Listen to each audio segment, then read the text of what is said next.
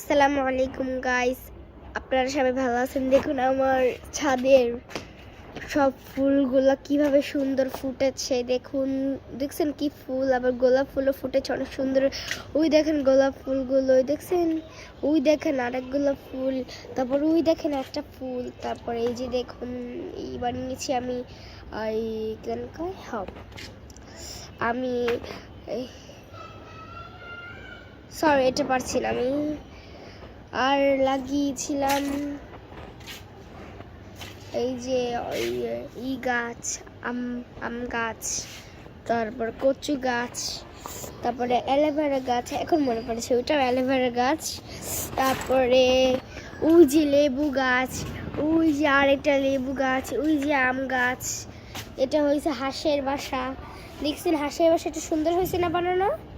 অনেক সুন্দর হয়েছে কিন্তু। আর এই দেখুন মিরপুর 13 বিল্ডিং, দেখছেন সুন্দর না?